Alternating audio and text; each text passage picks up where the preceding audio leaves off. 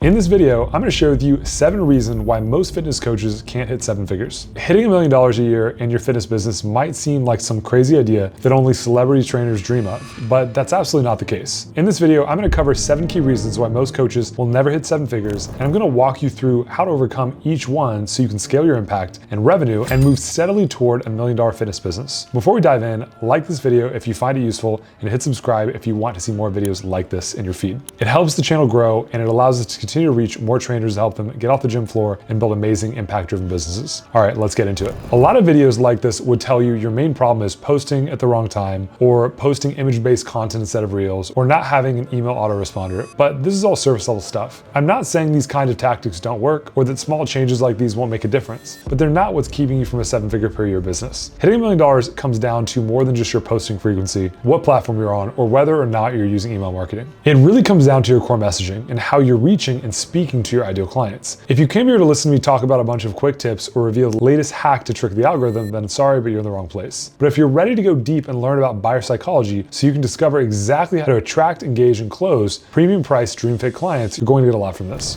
Reason number 1 why most coaches will never hit 7 figures is because they're not aware of marketplace awareness. To give you a quick rundown of what this is, marketplace awareness is all about where your prospect is at in the buying process and how ready they are to invest in you, and it can be broken down into 5 stages. At stage 1, a prospect is unaware they even have a problem. For example, they haven't thought much about their weight, health, or their fitness at this point, so they're not going to sign up for coaching. So don't worry about this stage right now. If they decide something needs to change and want to reach out to you, cool. If not, you're never going to force someone to change. At stage 2, the prospect is aware they have a problem. Maybe they feel self-conscious, tired, fed up, or overweight. However, they haven't done a lot of research into how to solve their problem, so it's still new to them. At stage 3, they're more aware. They can see there are multiple solutions to their problems and have probably looked into a few already. In stage 4, the prospect is aware of multiple solutions and how they work and probably knows about you and what you do already. At stage 5, someone is on the brink of becoming a client. You can probably see how these stages logically progress. But when I look at the way most coaches market, they're either marketing to prospects who are at stage 1 and trying to teach them they have a problem, or their content and copy all reads like geared up for stage 5 or advanced stage 4 buyer, meaning they're making assumptions that the prospect is there, card in hand, ready to sign up. In reality, your prospect will likely be between the stages of 2 and 4. Without knowing you, your offer, or who you target, I can't tell you exactly where your ideal client is.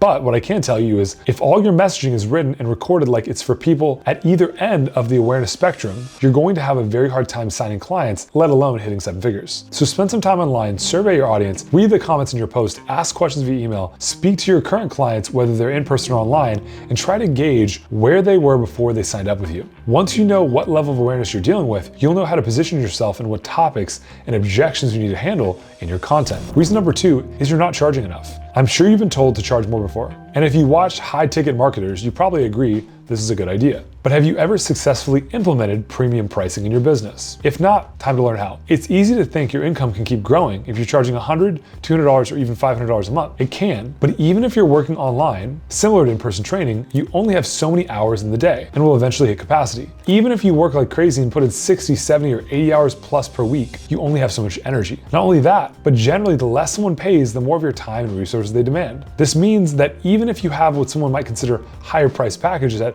let's say, $500 to $1,000 mark, you should still go higher if you want clients who are independent and actually do the work. I advise my students to charge at least $1,000 per month for services, up to around probably $3,000 a month, depending on what you're offering. Do that and you'll get clients who show up ready to do the work and actually give you energy. Plus, premium fees make it much easier to scale your business, invest back in advertising and staff when it's time to hire them, and free up your time to work on the business rather than programming workouts or writing diet plans from the moment you wake up until the moment you go to bed. Do the math. Can you really say you're able to hit 7 figures charging a few $100 per month per client? If you're honest, the answer is probably no, which leads us to reason number 3, accepting any client who's willing to pay you. I know I just talked about the importance of charging premium prices, so you might think it's a good idea to work with anyone who's committed enough to pay $1,000 to $3,000 a month to work with you, but that's not the case. I just mentioned energy and how premium price ensures that you get clients who give you energy, and while it's true, the higher paying clients are more likely to do this, it's not always a guarantee. If you talk with a prospect and you see red flags about their level of commitment, how needy they are, or refusal to accept responsibility for their situation, you probably shouldn't work with them, even if they have the funds to pay you. I can tell you from experience that these kinds of clients are a nightmare and take way more energy than they give. But you might be thinking, but Sameem, I'm not going to turn down 3 or 5 grand for a client, plus they're only one client, what does that matter? I hear you. The problem is, if you fill up your coaching capacity with needy clients, you won't have the bandwidth to take on better clients down the line. A problem client may only stay with you 2 months, then fall off their program and complain about you to everyone they know because they didn't get a result. Whereas a dream client may stay with you for years and send countless other clients your way. Plus, think about the negative impact one problem client can have on your entire business. They take up your time and patience, meaning that other clients get less of you. And if you have any kind of client group, there's a high chance to bring negative energy to the group. So that's the first 3 reasons. Reason number 4 and 5 are all about targeting clients who aren't ready for change and also aren't speaking to prospects in their language. Let's look at both of these. It's common for fitness coaches to try to dig into people's pain points with their copy and marketing. I'm not against doing this, and there's a time and place for it. However, if you try to target people solely based on negative feelings about their situation and they're in a really dark place, you're going to attract clients who are miserable and aren't ready to do the work. In other words, they're needing more emotional support but won't do the actual work you outlined for them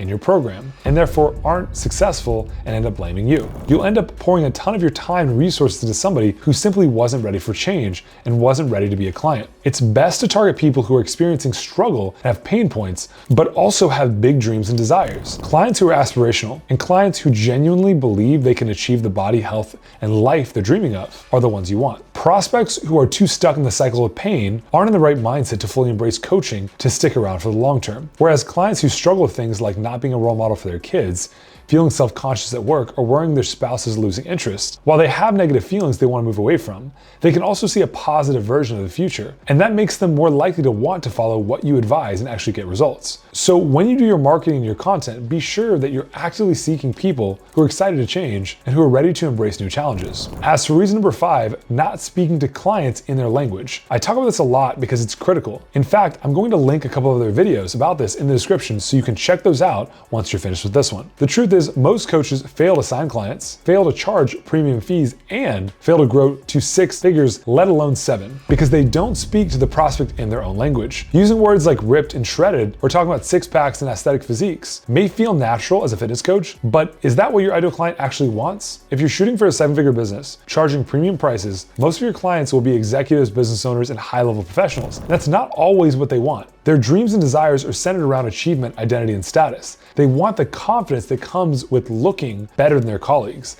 They value things like leaving a legacy or being better role models for their kids. They might want the 6-pack abs or to look like an influencer, but if they do, that's because it has a deeper meaning tied to it and it enhances their social status. Don't just assume people want to lose weight or get toned. Do your research and go beyond the surface level benefits. You also want to make sure your social proof reflects these values and desires too. So if your dream client only wants to lose 10 to 20 pounds, as impressive as transformation photos are that show a client who lost 50 or even 100 pounds, this kind of social proof won't do much to attract your ideal clients who increase your revenue because it's not something they actually relate to. Make sense? Our 6th reason is trying to be everywhere all at once. You might think spreading yourself across multiple platforms and being all over people's news feeds is a great idea, but this shouldn't be your primary goal. For one thing, being everywhere with low value content has the potential to make you look needy and desperate, looking like you'll post anything for attention. The kind of clients you want to attract will likely get turned off if they can't open their phone without seeing generic content that doesn't teach them anything new or connect with their values. Since you only have so much energy in the day and so much time available for content and marketing, spending time trying to copy and paste generic posts on all platforms can easily end up 10 hours of your time over the course of a month. Not just that, but keeping up with comments and engagement on multiple platforms is exhausting and not worth it when you're not interacting with premium buyers. If you're spread thin, trying to manage multiple platforms, how can you expect to show up fully for your paying clients and be present when engaging with quality leads?